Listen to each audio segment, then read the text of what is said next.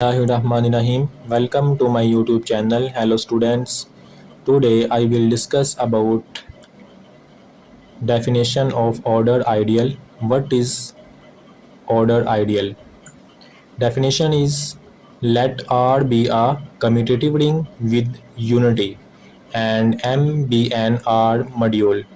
Then for element small m belong करता है capital M में, R मॉड्यूल M का एलिमेंट है, then this set 0m which is equal to small r belong करता है capital R में, such that R को multiply करें M के साथ तो हमारे पास एडिटिव आइडेंटिटी आई R मॉड्यूल M की. Then this set is an ideal of R and is called ordered ideal of R. If R is not commutative ring then 0m is left ideal of R.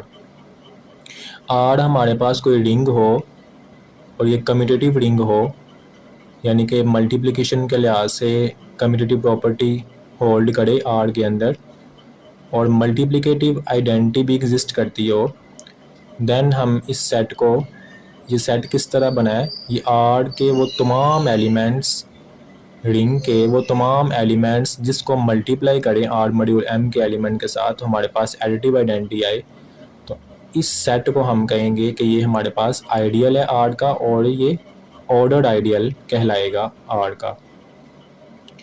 अगर R कहती हैं कि commutative ring ना हो, अगर ये commutative ना होती, यानी कि commutative property under multiplication exist ना करती हो R के अंदर, देन ये लेफ़्ट आइडियल कहलाएगा.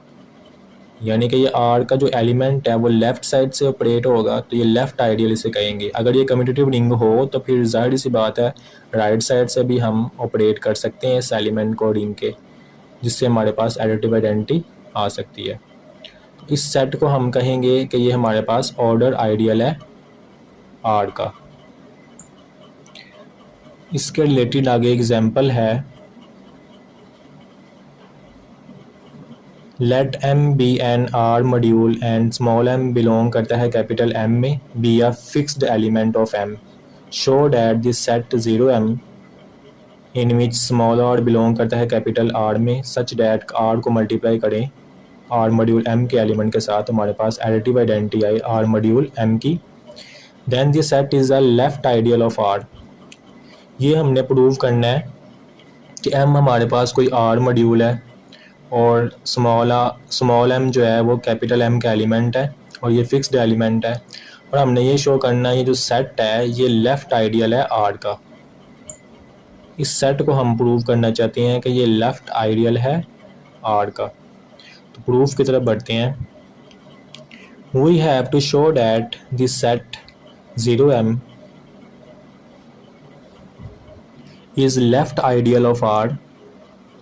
हमने इस सेट को लेफ़्ट आइडियल प्रूव करना है. सबसे पहले हम ये चेक करेंगे ये जो सेट है ये नॉन एम्प्टी है, मतलब इसके अंदर कोई ना कोई एलिमेंट मौजूद है, ये एम्प्टी सेट नहीं है.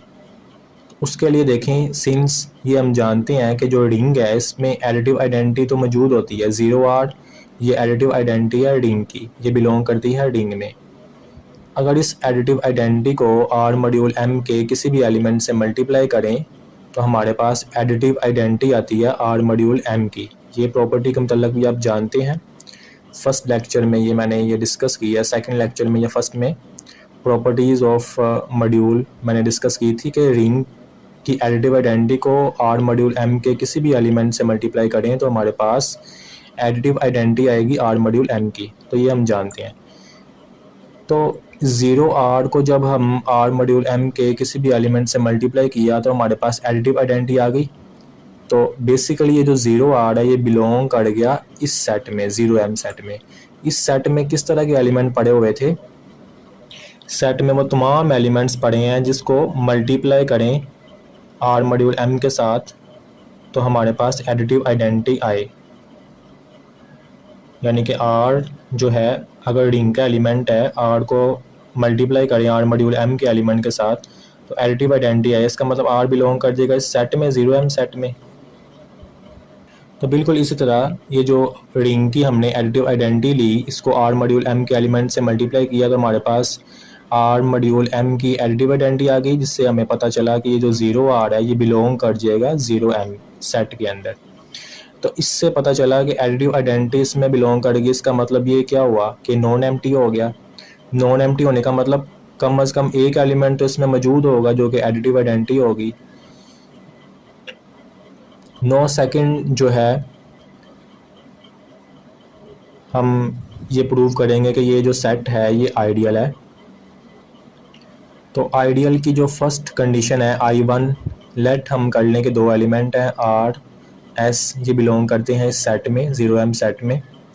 अगर ये R और S इन ये जो दो एलिमेंट्स जो हैं इस सेट में बिलोंग करते हैं, देन R को हम किस अंदाज से लिख सकते हैं? R can be written as RM is equal to 0M and SM is equal to 0M। यानी कि R को M से मल्टीप्लाई करें और S को R मॉड्यूल M के एलिमेंट से मल्टीप्लाई करें। दोनों केसेस में हमारे पास एडिटिव आइडेंटिटी आएगी R मॉड्यूल M की, क्योंकि हमने कहा है, हमने लेट किया है कि ये दो एलिमेंट बिलोंग करते हैं इस सेट में। इस सेट में इस तरह के एलिमेंट बिलोंग करेंगे जो कि R मॉड्यूल M के साथ उसको मल्टीप्लाई करें तो हमारे पास एडिटिव आइडेंटिटी आए R मॉड्यूल M की। नाउ हम जो है इन दोनों को माइनस करेंगे R माइनस S और इसको मल्टीप्लाई करेंगे R मॉड्यूल M के एलिमेंट के साथ। यानी कि दो एलिमेंट हमने इसमें से लिए, इन दोनों को माइनस करने से अगर ये फिर इसमें बिलोंग कर जाएंगे तो हम कहेंगे कि ये हमारे पास फर्स्ट कंडीशन आइडियल की प्रूव हो गई, कंडीशन जो है वो सेटिस्फाइड हो गई। तो R minus S into M ये हमने कंसीडर किया, तो अब इसको ऑपरेट करवाएंगे, ये RM माइनस SM हो जाएगा। M को अंदर ऑपरेट करवाएंगे दोनों के साथ, तो ये RM हमारे पास हमें पता है 0M के इक्वल है और SM भी 0M के इक्वल है। इसकी जगह पे 0M minus 0M which is equal to 0M।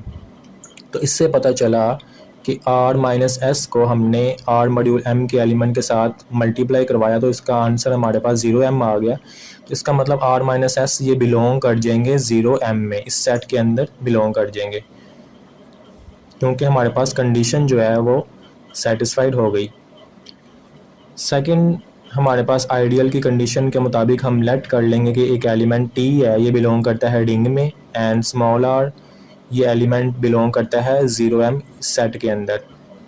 अगर ये R जो है वो इस सेट के अंदर बिलोंग करता है, then R can be written as R multiply करेंगे M के साथ, तो हमारे पास एडिटिव आइडेंटिटी आएगी R मॉड्यूल M की, यानी कि RM is equal to 0M हो जाएगा।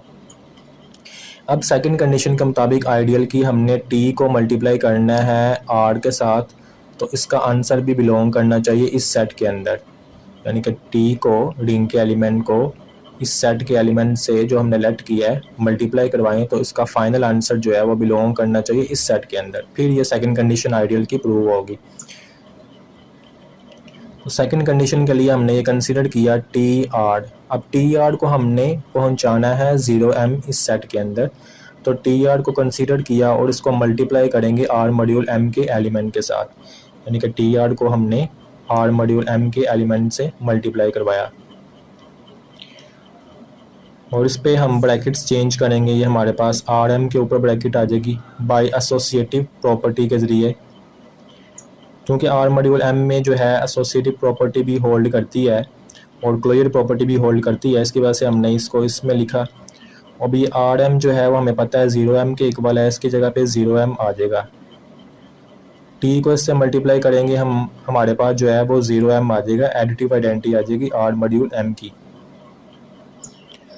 तो इस कंडीशन से हमें पता चला कि TR को हमने R मॉड्यूल M के एलिमेंट से मल्टीप्लाई करवाया तो हमारे पास ये एडिटिव आइडेंटिटी के इक्वल आई R मॉड्यूल M की। तो इससे पता चला कि TR जो है ये बिलोंग कर जाएगा 0M इस सेट के अंदर बिलोंग कर जाएगा। तो ये दोनों कंडीशंस आइडियल की हमने जो है वो सेटिस्फाइड हो गई, which shows that 0M is left ideal of R prove हो गया।